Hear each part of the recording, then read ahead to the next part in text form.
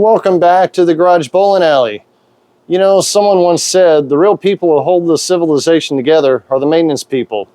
If you get rid of all the maintenance people, the whole world will break down. So let's take that and talk about some stuff you can do in your Brunswick pin setter.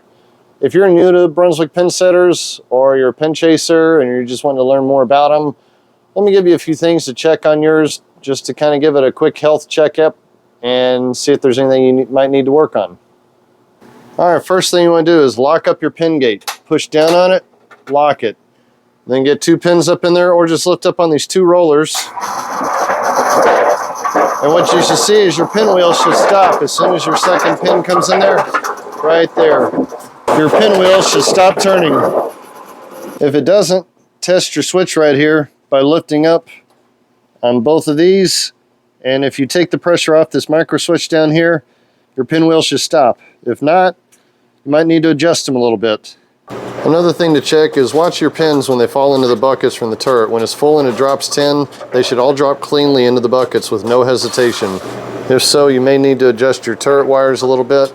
Also, when you see the pins going into the turret as well, watch them and make sure they drop and don't bounce or sit crooked in there. You may have to bend the wires in or out a little bit.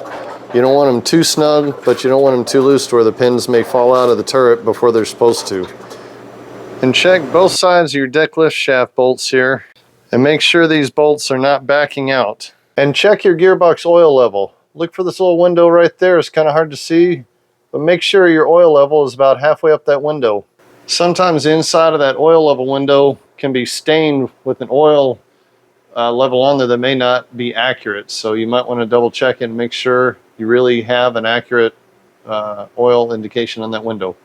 You want to make sure your machine is at 0, so with the machine stopped, make sure the 4-to-1 is parallel with the rake crank rod. Otherwise you need to adjust your clutch arm a little bit. Speaking of the rake crank rod, put it all the way forward to its furthermost point and then come up to the rake sweep hook up here and make sure there's a very minimal gap right here. You don't want the rake arms slamming forward into the rake stops. You want a very minimal clearance at this point with it all the way forward. Check your rake arm stops and make sure that they both hit simultaneously on the 7 and 10 pin side. If not, you may need to loosen one, but never loosen both of them because that's what's holding your spring tubes in. When your rake sweeps, it should not contact the lane or flat gutters, and it should always sweep back a little lower than it does when it comes forward. If it doesn't, there is an adjustment on the 1-to-1 cam to change that. This is the deck holding hook. You want to make sure the bottom lobe of that deck holding hook is almost even with the center of that shaft on the post right there. And there should be very little play. If you lift up and down on it, there should be very little play in there. If not, there is an adjustment for that also. Watch when your machine sets pins. They should all be standing pretty much straight up and down and gently set on the lane like that. You want to check the 3 corners of the moving deck assembly and make sure they're about 1 inch off the lane. You want to make sure the spacing is even on all 3 corners. Here's the short link. It's about 10 inches long, accessible when you put the machine down at 270 and take the metal cover plate off. It's about 10 inches long. You'll see a bell crank here.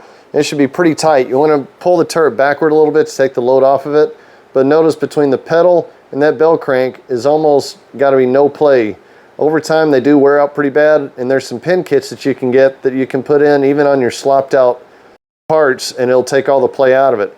Here's one of the pins that you put on there, and then here's the part number for it, and here's the other pin and the part number for it as well. They're very well worth the investment.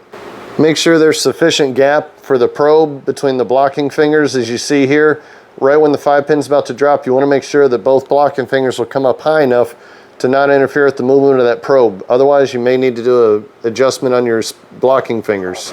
Check out your pin gate latch. Make sure it's latching properly every time a pin goes over, that it doesn't not latch, which could cause you to have multiple 7 or 8 pins if it doesn't latch and pins keep feeding and it shouldn't.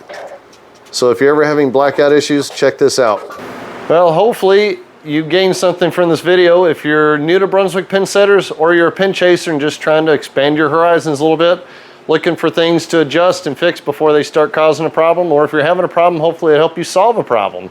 Also, look here, I'm going to try to add a link right here to our library, how to and how do videos. I've done a lot of videos on how to adjust things, what to look for, how to fix things, other stuff too. I've got a lot of videos on there. Hopefully they'll help you as well. Always contact us if you have any questions or comments. We'll be live Sunday night from the garage and Monday from Bolero, Dallas, our new home. No more string pin setters. Let's kill that. Keep those Brunswick A and A2 pin setters running a long time.